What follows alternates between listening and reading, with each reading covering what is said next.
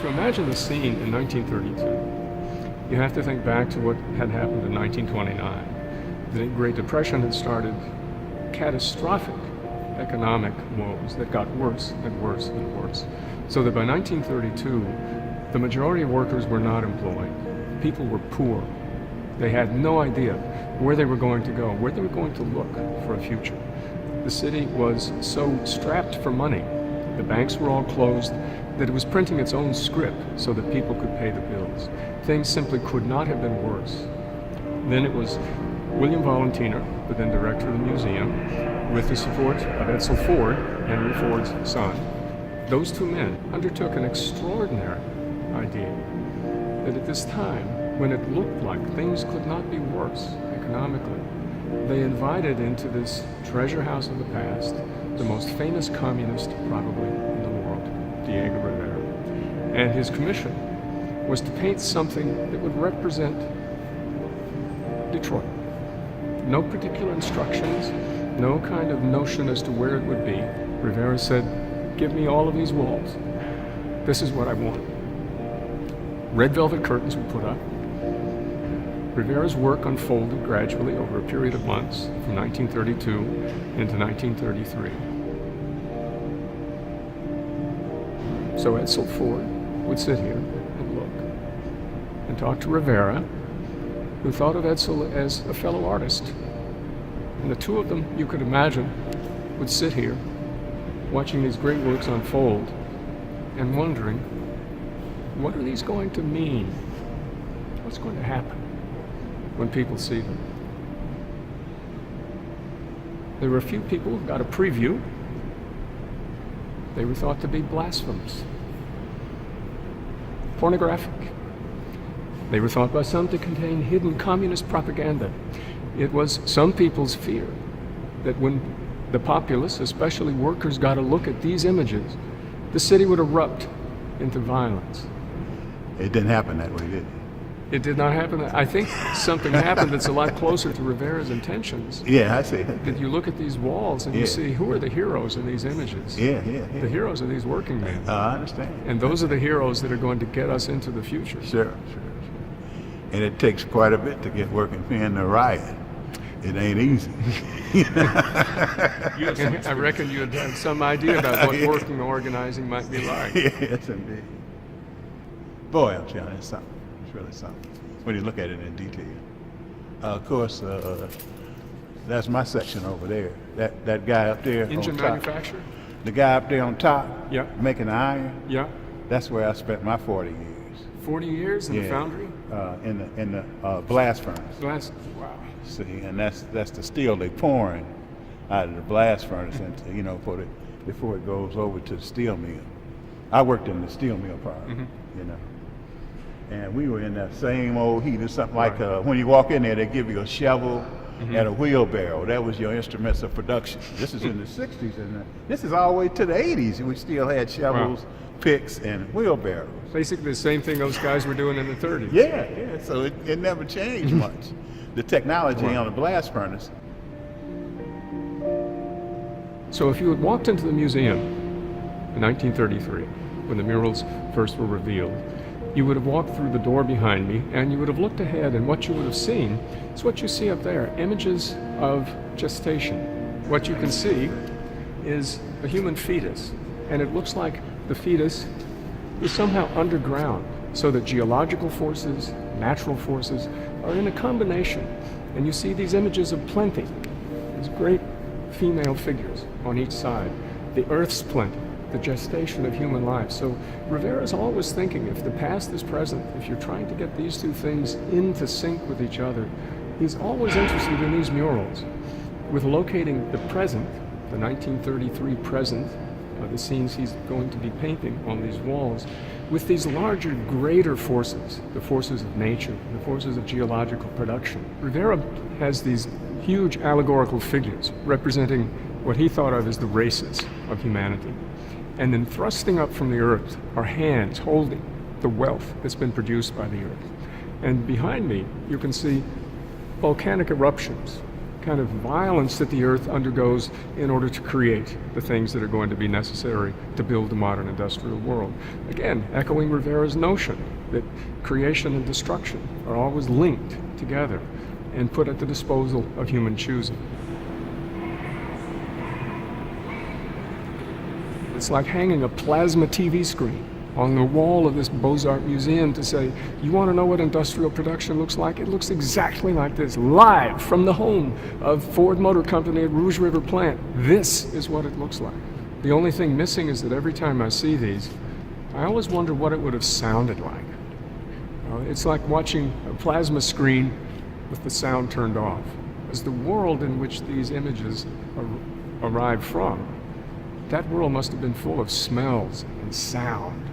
You know, on that tour, you've been to that tour of the Rouge? I have. Okay, well, you know, in one of those movie sections, they got the sound.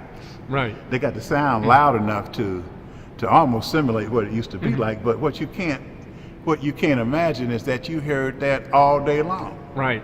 You know, you hear it for a second and it's gone. But man, 8 hours, you go home and lay down in the bed and the press still falling. Blang, blang, blang. It never stopped, you know. Talking about the tour these days. Yeah. And it's really amazing how, comparatively, how quiet the place is. Yeah. Big machines, Yeah. people operating machines that are building the machines. Yeah. Whereas here, Yeah. it's all muscles. Muscle. And I think that's one of the beautiful things in this. These Yeah. workers Okay. are amazingly powerful. Yeah. You know, you can tell there's certainly machines in this world, but the workers are what's making the world work. That's true. These guys, Yeah. well, they're heroic. Yeah. And they do miraculous things. You do things you didn't think you could do. I imagine people never thought that humans could do this. Yeah, I know. Build a modern world, Yeah, that's true. as these guys right here have done. That's true.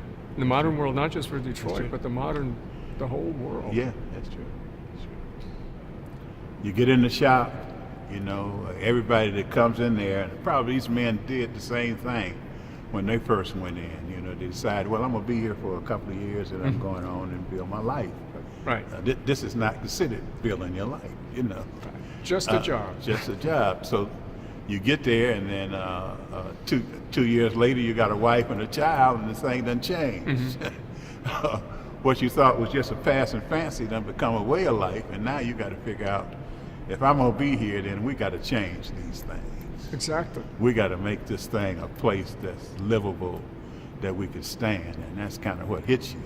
What was the beginning of Drum? How did that start? Well, pretty much off of wildcat strikes, things that didn't have anything to do with discrimination per se, just so, but just the speed of the line. You know, we were working 72 cars an hour, you know, at Dodge Main at the time, and even that was speeding up, you know. So it led to a series of wildcat strikes. Just walked out, you know, at lunchtime, wouldn't come back. Drum, baby, drum, baby, drum, baby, drum, drum, drum, drum, baby. Drum, let's dance. Drum, let's dance. Drum, It's a beautiful thing because it gets an opportunity to meet people that you never met before. Right. You know, you play Dodge Main, we had 10,000 employees in it. We had people on the other side of Joseph Koppel that you never saw before. So now you meet some of them and you're talking. You got common problems that you didn't know you had before. Did it start with political ideas, or did it start, like you're saying, It started with we just got to practical. make this better for the Started- men who were working here? It started with practical ideas. You know, and politics come later. Yeah. They come in the course of things. For instance, obviously having a wildcat strike and losing production, they were going to discipline people. Right. They fired 7 people. I was one. They fired another one. They fired 5 whites. They brought all the 5 whites back and left me and the black guy out. So discrimination is not that existed between those workers, right? Because we were united. But the company starts this mess, you Right. know, and it forces us to have to fight that out that way.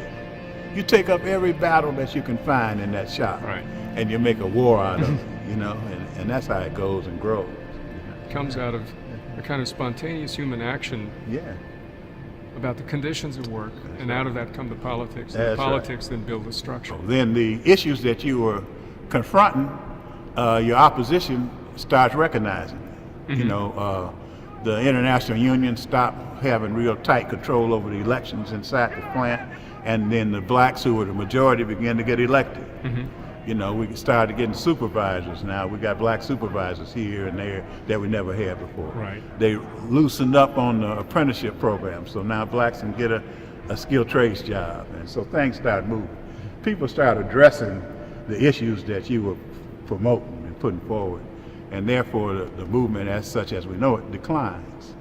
You know, it doesn't have the ability to mobilize, at least on that footing, unless you can figure out how to change. But then once again, you know, if you become political again, it don't start that way. It starts spontaneously. Right. Right. You know, in another upheaval. So. No, when you were talking, I was thinking about Rosa Parks getting on a bus. Yeah. You know? Yeah. Once apparent, small action, and out of that action That's right. comes a whole generation of change. That's right. And it sounds like the things you're talking about, while drum might not exist as a political movement anymore, the changes that drum made They stay. It's something, because you know, I never thought that I'd live to tell the stories. That's what excites me about it. You can't perceive to take one or two steps forward without understanding where you've been. I live in Highland Park, right? So the first assembly line was right up the street, right? Well, the kids in the school that's next to the old plant don't even know that. Right. They don't know that. You know, ain't nobody told them, and it's just sitting there. I guess they're gonna try to do some reopening of a museum up that way, that the kids could at least then learn that this place was right here, that brought so much to this world. You know, which can't help but change their outlook on things, because they're that close to it. You know. And I tell you, it's the rock we stand on, and when you ain't on it, you ain't on the rock. You're on sand that gets swept out from under you. It's wisely said. And when you were talking, I was thinking of one of the famous statements of Henry Ford. History is bunk, he said. Okay. What he actually said is a little more interesting, and I think it's a lot smarter. Okay. He said, history is more or less bunk. Okay. It's tradition, and we don't want tradition. Yeah. We want to live in the present. I got And the you. only history that's worth a tinker's dam is the history we make today. I got you. Okay. Now, I think what happened is that this machine got so good at producing wealth that I think people could believe that that was true. Yeah. You know, that I came from someplace else in the world, or I came from the rural South, or I came here and I got rich, and I don't care about that stuff in the past. I don't care what came before. I've got this present where I've got access to a kind of mobility and wealth that I never dreamed a person like me would have. Right. So I think it's easy to think, oh, that rock of yours? You know, I don't want to be standing on that rock. I want to get out there to that house with a bigger yard and a couple of cars. Don't talk to me about rocks, you know. But I think when something goes wrong, and you think, wait a second, how did I get here? What do I do now? Then all of a sudden you feel like your feet are on sand. That's right. And I think that's why Rivera literally, you know, is painting rocks into this mural. That is the natural world, the wealth of the mineral world, the substrate of the earth. This all came from someplace. That's right. And he's keenly aware of that. And I think once, however heroic and productive these great machines get, they're always in a context that's bigger than they are. Your rock. That's right. I love that phrase. That's fantastic. That rock is good. Yeah.